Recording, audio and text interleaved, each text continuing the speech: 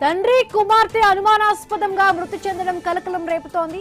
తల్లి మరొక పాపను హాస్పిటల్కు తరలించారు. ఖమ్మంలోని మామిళ్లగూడెంలో ఈ ఘటన చోటు చేసుకుంది. బొడ్రాయి సమీపంలోని రాము దంపతులు 5 ఏళ్లుగా అద్దె ఇంట్లో నివాసం ఉంటున్నారు. రాము భార్యకు తల్లి ఫోన్ చేసినా లిఫ్ట్ చేయకపోవడంతో ఆమె ఆ ఇంటికి వచ్చారు.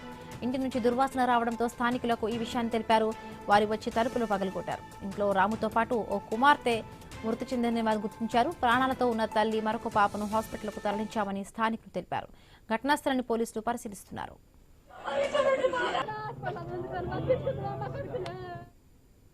అంత ముందే ఎత్తలే అసలు ఎన్నిసార్లు చేసిన మాట్లాడితే వస్తాడులే వచ్చినప్పుడు ఇవి అన్న వాడు 10:30కి వచ్చిండంట నైట్. ఇక్కడ 10:30కి వస్తే బయటకు వచ్చి ఇచ్చిందంట మందులు. వాడు లోపల పోనీలే. ఇక ఆ అమ్మాయి బయటకు వచ్చి ఇచ్చేసిందంట మందులు. ఇక అదే నేను పొద్దున కూడా మరి ఫోన్ చేసిన, సరే జ్వరం తగిలింది అన్నది ఎట్టుందో కనుక్కుంది. నేను అంతకుముందు ఆ హాస్పిటల్ తీసుకుపో ఒకళ్ళు జ్వరం తగిలితే అన్న నేను అంటే చూస్తాడు అత్తయ్య చూసి రేపు తీసుకుపోతాం అత్తయ్య అన్నది. అన్నాక మళ్ళీ నైట్ పొద్దుటీలు ఫోన్ చేసి నేను పొద్దున ఫోన్ చేసిన, సరే జ్వరం ఎట్టుందో కనుక్కుందాం మందులా గిందులా అని నేను ఫోన్ చేస్తే లిఫ్ట్ చేయలే. ఒక్కసారే చేసాను సార్ పొద్దున ఎత్తలే ఫోను. ఇంకా అదే సార్ లాస్ట్ నా కొడుకు మొన్న పొద్దుటీలు 10:30కి మాట్లాడిండు. 10:30-11ంటికి ఇక 2 రోజులు కూడా ఆ అమ్మాయి ఎత్తుతుంది, ఆ అమ్మాయి మాట్లాడుతుంది, నా కొడుకుతో మాట్లాడి లేదమ్మా.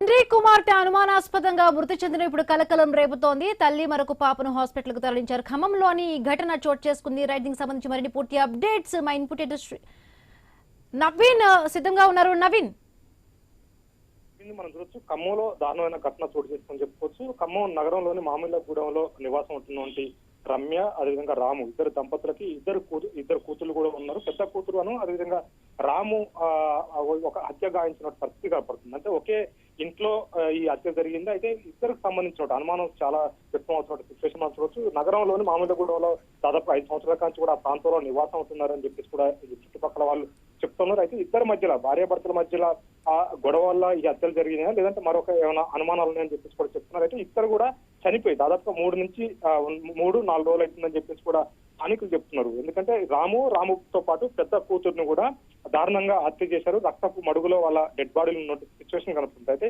దుర్వాసన రావడంతో కూడా ఇంటి పక్కన వాళ్ళు పూర్తి స్థాయి కూడా కిటికీలు ఓపెన్ చేసి చూడడంతో కూడా ఇద్దరు అప్పటికే చనిపోయి ఉన్నారు. అక్కడి నుంచి స్మెల్ వస్తుందని చెప్పేసి కూడా గమనించారు. భార్య ఇంట్లోనే ఉండి ఎవరికి కూడా డోర్లు తీయకపోవడం, బయటకు వెళ్ళాడు రాము, పిల్లలు బయటకు వెళ్ళారని చెప్పడం, అంతేకాకుండా రాముకు సంబంధించి తల్లి ఫోన్ చేసినప్పుడు కూడా పూర్తి స్థాయిలో కూడా స్పందించకపోవడం, ఫోన్ లిఫ్ట్ చేయకపోవడం అని చెప్పి ఇవన్నీ చేయడంతో కూడా అనుమానం వ్యక్తం చేశారు. అనుమానంతో పూర్తిగా రాముకు సంబంధించిన పేరెంట్స్ కూడా ఖమ్మం చేరుకున్నారు. ఖమ్మం చేరుకొని ఇంటికి వెళ్ళి చూడడంతో కూడా పూర్తిగా కూడా అప్పటికే రాము మొత్తం కూడా చనిపోయి తీవ్రమైనటువంటి దుర్వాసన కూడా డెడ్ బాడీ నుంచి వస్తున్నట్టు పరిస్థితి కాబట్టి ఆ ఇద్దరు కూడా ఆత్మహత్య ప్రయత్నం చేశారు. ఇంకా చిన్న కూతురుతో పాటు రమ్య కూడా ఆత్మహత్య చేశారు. వాళ్ళ పరిస్థితి కూడా విషమంగా ఉందని చెప్పేసి కూడా వైద్యులు చెప్తున్నారు. నిన్న ఏమంటే ఉటావుటిన వాళ్ళని వైద్యానికైతే తరలించిన పరిస్థితి కాబట్టి ఈ హత్యల కనుక అసలు ఎవరు కారణం ఏంటంటే భార్య ఇన్ని రోజులు గోప్యంగా ఉంచింది కాబట్టి ఖచ్చితంగా భార్య మీద అనేక అనుమానాలు కూడా వ్యక్తం అవుతున్నాయి. ఎందుకు భార్య కూతుర్ని అదేవిధంగా భర్తను చంపాల్సి వచ్చింది, ఈమె కూడా ఎందుకు మళ్ళీ కావాలనుకుంది, మళ్ళీ ఇంకా చిన్న కూతుర్ని ఎందుకు చంపాలనుకుంది అనే దాని మీద కూడా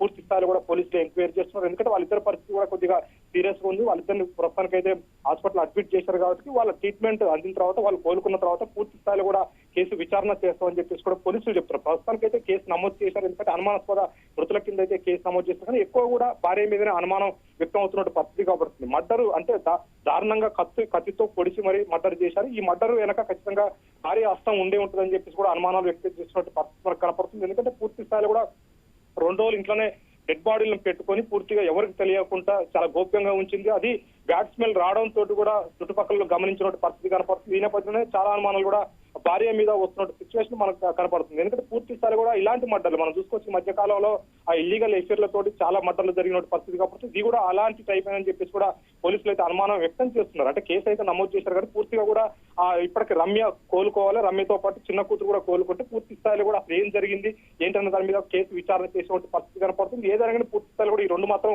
మర్డర్ కేసు కింద అయితే కేసు నమోదు చేశారు. పూర్తి స్థాయిలో కూడా ఎంక్వైరీ చేసినట్టు పరిస్థితి కనపడుతుంది. అక్కడ ఉన్న సిచ్యువేషన్ మనం చూసుకుంటే దాదాపు ఎందుకంటే 2-3 రోజులు అంత గోప్యంగా ఉండాల్సిన అవసరం ఏముంది, మర్డర్లు చేసి పూర్తి స్థాయిలో కూడా డెడ్ బాడీని ఇంట్లో పెట్టాల్సిన అవసరం ఏముందన్న దాని మీద కూడా చాలా అనుమానాలు అయితే వ్యక్తం చేస్తుంది. ఇప్పటికే రాము కుటుంబానికి సంబంధించిన సభ్యులు మాత్రం భార్య మీదనే అనుమానం వ్యక్తం చేస్తున్నారు. రమ్యనే ఈ మర్డర్లు వెనక ఉంది, రమ్యనే ఈ మర్డర్లు చేపించింది, లేదంటే తనని చేసి ఉండాలని చెప్పేసి కూడా చెప్తున్నారు. ఎందుకంటే దాదాపుగా 2-3 రోజుల నుంచి మేము ఫోన్ చేస్తుంటే మా ఫోన్ కు రెస్పాండ్ కావట్లేదు కాదు. పూర్తి స్థాయిలో కూడా ఈ మర్డర్ లో వెనక రమ్య హస్తం ఉంది, రమ్యనే ఈ మర్డర్లు చేపించి ఉంటుంది, లేదా రమ్యనే మర్డర్ చేసి ఉంటుంది అని చెప్పేసి కూడా అనుమానం వ్యక్తం చేస్తుంది. ఇప్పటికైతే పోలీసులు కేసు నమోదు చేసి వాళ్ళిద్దరు ట్రీట్మెంట్ అందిన తర్వాత వాళ్ళు కోరుకున్న తర్వాత పూర్తి స్థాయిలో కూడా కేసు విచారణ చేస్తాం, పూర్తిగా నిందితులను అరెస్ట్ చేస్తామని చెప్పేసి కూడా పోలీసులు అయితే చెప్తున్న సిచ్యువేషన్ కనపడుతుంది.